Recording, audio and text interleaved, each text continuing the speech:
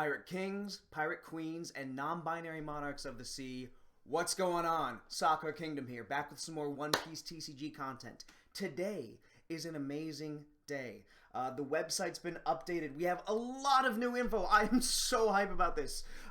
We've got some more card reveals from the Luffy and Kaido starter decks. We know a bit more about the types of cards in the game, and we have rules. We have an actual rule set for how to play this game. It seems to be, from what other people have been telling me, a combination of DBS and Digimon. It has a lot of characteristics of both. Feels like there's like a tiny bit of Pokemon in there too. Mixed.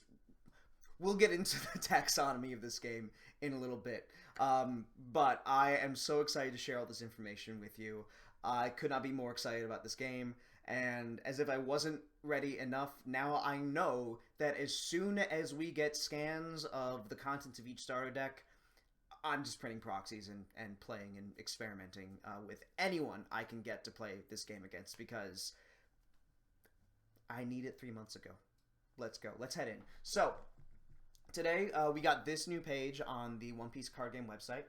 We've got new cards. And this is to explain the different types of cards in the game. We obviously have our leader cards, Luffy with this awesome background here.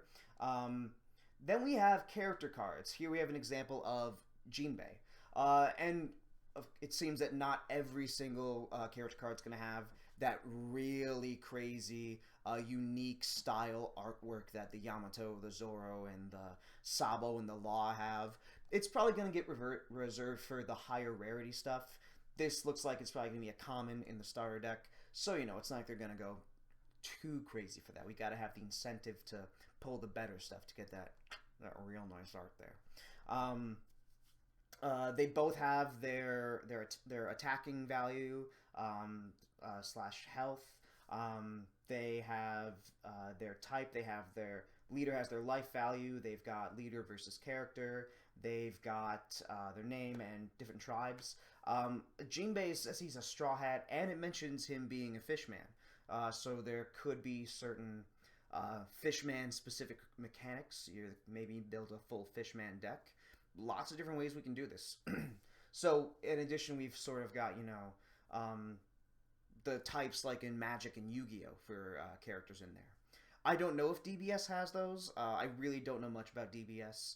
But it is cool seeing all the different card game influences coming in and showing themselves here. Next here, this little Chopper and Guard Point card, that is an event card.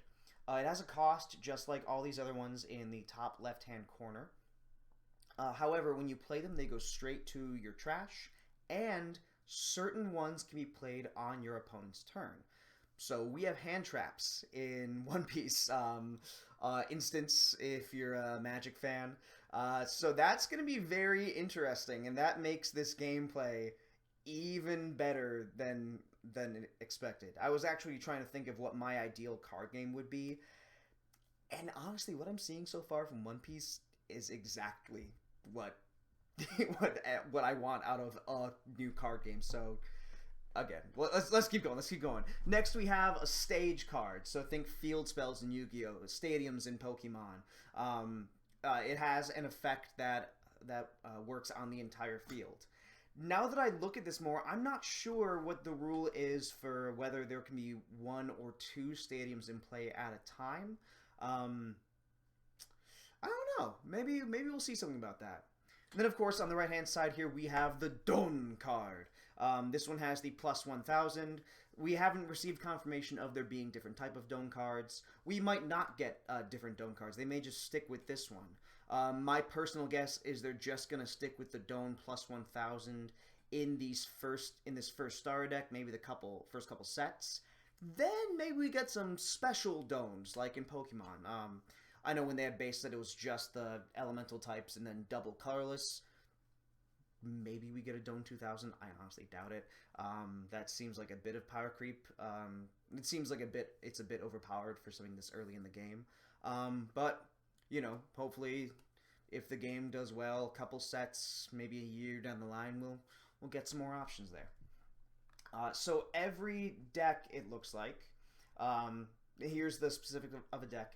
A deck has to have 50 cards consisting of characters, events, and stages.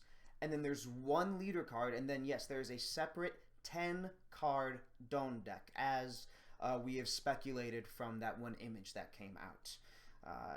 And here we've got the Luffy card a bit closer. Can I zoom in on this? I can. Interesting thing about this Luffy card, it's different than what we were initially shown in that one magazine. They took off one of his effects. Initially, let me find it here. Initially, he had two effects. Activate on main, send 3 Don cards from your, I guess, Don zone to the Don deck, and from any area to your Don deck, and you would increase its power by 5,000. That effect is completely gone here. It's not a part of the card. I mean, a full double power, that does seem like a lot. I don't know if it would have been OP, because we don't know what the other leaders would have been able to do. It seemed like there was a pretty hefty cost to it. Maybe not as much now that we know how the Don cards work when they come into play, but that'll come later. It does still have the effect where you can activate this on main. Once per turn, put a rested Don card on one of your characters or your leaders. So Luffy effectively lets you reuse your Don. Gives you an extra Don per turn. So that's pretty cool. Essentially he's extra resource generation. So we'll see if the rest of the Straw Hats increase on that theme. Also, while we're at it, let's actually go back to these Jimbei, Chopper, and Mary cards. Let me see. Do we have it? Oh, actually, yeah, they're right here. So we've got the Don card plus 1,000. Perfect. And also, a lot of us assumed that the Don system would work like Hearthstone, where you get 1 per turn. It turns out that on most turns, you get 2 Don cards every turn. But the player going first gets 1.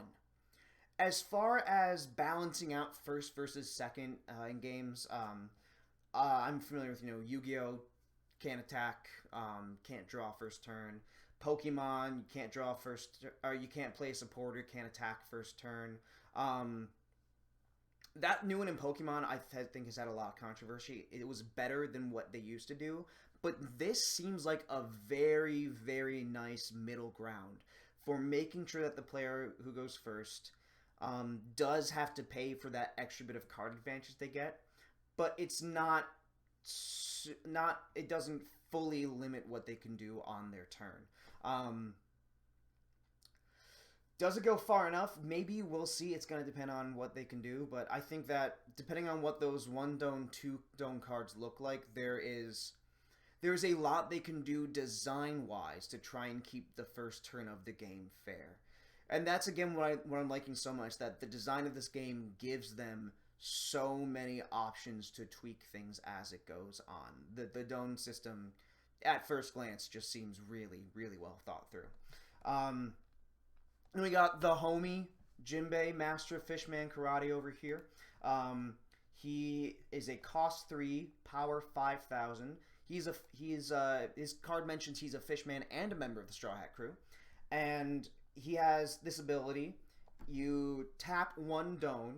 When attacking, for this turn, give power plus 1,000 to up to one of your leaders or characters other than this one.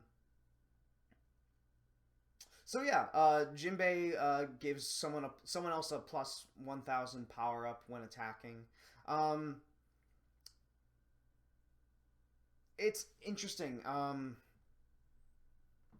Because I feel like it's sort of a 1-for-1. You pay a Don, which is worth 1,000, to give 1,000 to someone else. But I guess the way you could use this card is, if I'm right about the way that you equip Dons, you can just take your unused ones and just full on equip them to somebody. You could equip that Don to Jimbei, bring him up to 6,000, attack something,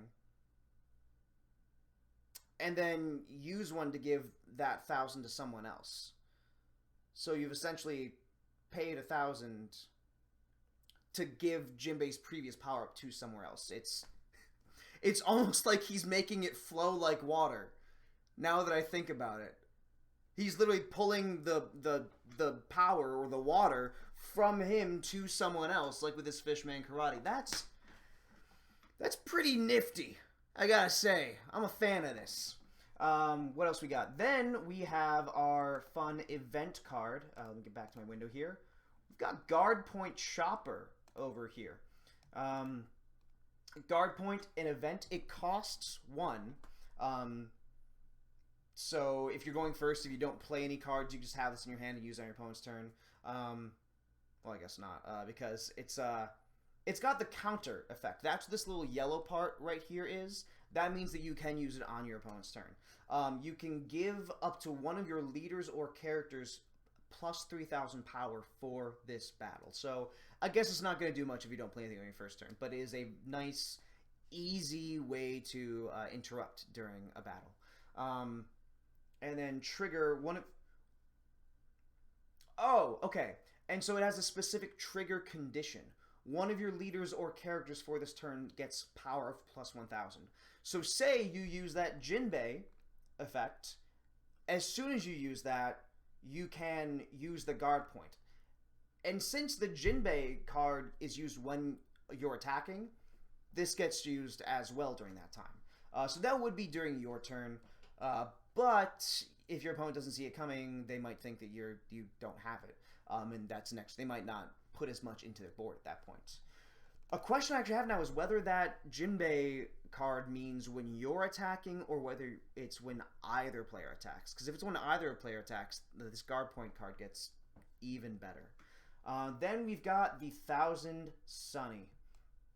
1 second here. Not the best with my transitions today. I apologize. Right here, we've got a cost 2 Straw Hat Crew event. Activate on main. You can rest this card. For this turn, give 1,000 power to up to one of your leaders or characters with the Straw Hat Crew trait. So it specifically helps Straw Hat Crew decks. If this is a game where you can only have one stage out at a time, your opponent is probably not going to get anything out of it if they're not playing Straw Hats. And that, I think, is it for the cards that we can actually read the full effect of, but there are a couple more things we got to see. Actually, I'm going to take a second to get those ready. So we did get a couple of other cards revealed that we don't quite have the full text of. First off, we've got Kaido. He's got power 5,000, 5 life. His types are Emperor and Animal King pirates, so we know that Emperor and probably Big Mom pirates, Red Hair pirates, all those will also be types for the cards in the game. He has some sort of effect he can activate on his main phase. You get rid of one Don card, and you do it once per turn, and then you do something. We'll see what. Then we've got Ulti, cost 4, 5,000 power, so that seems pretty strong. She has some effect. I think she lets you... She can be used as a 2,000 counter card. I believe that's what this part on the left here is saying right there. And then we have Brook and Chopper. What's going on, homies? Something of note here is that Brook has that little blue symbol in the top right-hand card instead of the yellow one we've had all the time. Some people are thinking it could mean sword versus hit versus ranged, like ways of combat. It seems to me like it's the thing from DBS where they've got, well, I think it's hit, speed, and technique. So this seems like it could either be the hit or the speed or technique symbol, which seems pretty appropriate for Brook. I guess he'd be a speed type given how light he is and the way a lot of his attacks are much more rapid than, say, Zoro's more heavy-hitting ones himself. As far as effects go, we know that Chopper is a blocker, so if your opponent is attacking, you can have him block one of their attacks so they don't get to hit what they want to hit. And then Brook costs 2. He seems to be another one of those counter cards, which can be used after blockers. I am not sure, and it looks like you use them from your hand, so not quite events, but there are also other cards you can use during your opponent's turn to buff up your characters. And he has some other effect potentially. So that is it for the actual cards that we have right now. Thank you so much to Helmsman Helio on the One Piece card game Discord for these translations, by the way. They even put them in this nice little subreddit. They've got everything formatted beautifully, and they've made it so much easier for me to understand all these awesome new cards that we're getting right here. Oh, and speaking of other really cool things we've got now, let's take a look at our field for this game. Oh, wowie. So we've number one, we've got the character area. We can have up to 5 characters in play at any one time. Now this does not include our leader card, which we place behind it here. So you can have 6 combatants in total, 1 leader, 5 characters. Feels kind of Pokemon-ish to me, but of course you can't switch like you can in Pokemon. You've got your stage card here, so you can have one. I assume your opponent has a stage card zone too, so maybe that means they could both have one in play. We'll find out. Deck goes right here. Your trash goes right here. Here's your cost area. It's where you flip your Dome cards to, 2 per turn once again. Your deck will go in the bottom left-hand corner here, and you have your life system. And we have confirmed that at the start of the game, you will flip over life cards from the top of your deck equal to the number of health of your leader. So it's very much like security checks in Digimon. I've been told it functions even more similarly to life in DBS, because in Digimon, if your security that gets flipped has a security effect, you absolutely use it. However, if your life card in One Piece has a trigger effect, and I believe in DBS as well, you can choose whether to activate it. And actually, as I think back to that Chopper, the event card, the trigger, the plus 1,000, that's this card flipped over from the life. That's not when something gets 1,000. If it gets flipped over, it gives something 1,000. So that's how this works. Sorry for any error earlier with that one. And that's basically the way our field goes through. Now we've got the different phases of the game. Let me pull up my translation here. So, when you start the game, you shuffle your deck and the Dawn deck and put them in their respective zones. Place your leader card down, because that's going to be outside the deck. Decide first and second using rock, paper, scissors. Draw 5, and once per game, you can get a mulligan. You can just full-on shuffle those 5 cards from your hand into your deck and draw a new 5. No -1, nothing. You can just straight up get a mulligan. Everybody gets one. And then after your hand, you do your life. First player starts their turn. First phase is the refresh phase. Return to the cost area all Dome cards attached to cards in your field, and untap any rested cards in your field. So just like upkeep in Magic. Interesting thing though is that when you allocate Dome cards to your characters and leader, they do go back to your pool at the start of the next turn. So you will have more of a pool every single turn. You can reallocate them. Draw phase, you draw 1 card from the top of their deck, and the first player doesn't draw on their first turn. So I think that combined with the Dome handicap make for a pretty good balancing system here. Then we have the Dome phase. We even have the little exclamation points for Don in the heading right here in the Japanese. I absolutely love that. You reveal the top 2 cards from your Don deck and put them into the cost area. First player only reveals and plays 1 in their first turn. Then in the main phase, you can do there are 4 different things you can do, and you can do them in any order. You can play cards. So according to your card cost, rest Dome cards in your own cost area for the cost of the card to play your event.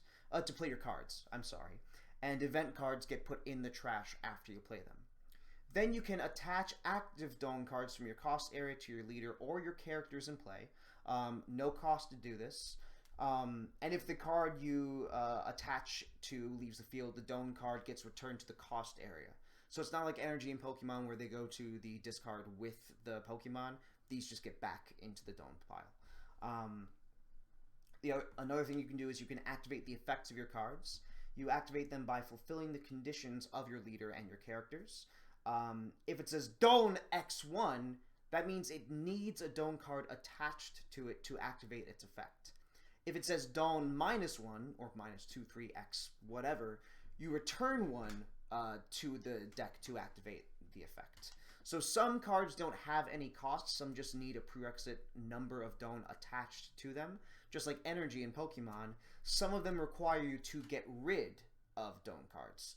So that's a really cool way to balance the tempo of the game while also giving you some good ways to have swings in how much resource you have throughout the game. And then if it says activate main and then a 1 with a circle on it, that means you rest a Dawn card in your cost area. So that's another way to fulfill cost for these cards. I'm not sure I'm used to seeing this many ways to fulfill cost for something. It's pretty versatile, which again is what I love about this game so far, is that it's such a sandbox as far as its design can go. And the fourth thing you can do is you can attack. You can use your leader and your character cards to attack your opponent, and you do this by resting them. Cards cannot attack on the turn they're played, and the first player cannot attack their first turn. So these characters and leaders, these characters, I guess, have summoning sickness. They can't attack the turn you play them. They can use their abilities, it looks like, but they just can't attack. So there's a bit of that waiting game going on there. Then in the end phase, any effects that last until the end of this turn are negated, and your opponent's turn will start. So it looks like a lot of these, temporary boosts don't end on your opponent's turn; they end on your turn. Potentially, I mean, there could be one that say until the end of opponent's turn. So that's really just wild speculation there. And battle, it seems like it doesn't have to be the end of your phase. It seems like it can happen at any time. So that's going to be really fun for planning out your turn. And there are also steps to battle procedures. There's the attacking step where you rest a character or leader to attack your target. It can be an opposing leader or it can be a rested opposing character. So you are unable to attack your opponent's characters that aren't resting anymore. So just to get rid of ones that are currently resting, and you can full on choose to attack their leader. So just like in Digimon. Block step, the attacked player, can activate one of their character's blocker effects. So that Chopper we saw before. If they attack your Luffy, you can activate the Chopper, block him, and then you don't have to lose a life that turn. Counter step. The attack player can activate as many cards with counter from their hand as they can, like that Brook card to get the extra 2,000. Damage step. Compare the power of the attacking card with the power of the attacked card. If the power of the attacking card is greater than or equal to the power of the attacked card, you win the battle and the result will depend on the attacked card. If you attack your opponent's leader, you inflict 1 damage on the leader who lost the battle. If you're attacking a character, you knock out the character who lost the battle and put them in the trash. If the attacking card loses, nothing happens. Comparison would be Yu-Gi-Oh! You attack your opponent and they buff up their monster and they're stronger than you now. Your monster goes to the graveyard. In One Piece, they don't die, they don't go to the trash, whatever. Think of it as like, they parry it, or, Luffy's fist going through Crocodile when he had his Logia fruit. That sort of thing. You don't get damaged from it, you just don't get your attack off. When your leader is damaged, you add 1 card from your life to your hand. At this moment, if the card has a trigger effect, you can reveal the card and activate the trigger effect. Can, not must. Again, waiting on official translation, but that seems pretty relevant here. Also, if the leader is damaged and there's no more life cards for him, that player loses the game. So even if even if we get security check +5, or I guess leader damage, I don't know how that would work. If there's ways to inflict more damage to the leader, it seems like there's always that extra turn before the game fully ends. So those are the rules of the game. That's how combat works. And that's everything we have for these reveals so far. I'm hype. Guys, I need this game. I'm so excited. I'm still waiting for my yellow and black decks. Feels like yellow is going to be like a very marine control-y deck. At first I was thinking black for CP9, but it would make sense if black was back. Blackbeard. I think it was AsserFD Chaz or Stickman, who uploaded a video about that. I forget which one. Go check out both their channels, by the way. They've been two big inspirations for me to try and cover One Piece trading card game content. I have gotten a lot of ideas on things I can expand on from watching their videos. If y'all are watching, I hope mine can do the same for you. Yeah, let me know your thoughts on these comments. Let me know if there's anything that you're interpreting differently than I do. Let me know what card you're most excited to get revealed from these starter decks. Because in about 3 hours, if I'm counting my Japanese time right, we should be getting a huge, huge reveal, and I'm very excited. I don't think I'll be able to live stream it because I have something going on, but you know I'm going to react to it very soon. So thank you very much. Hope you all have a great night. I'll see you soon. Sakura Kingdom out.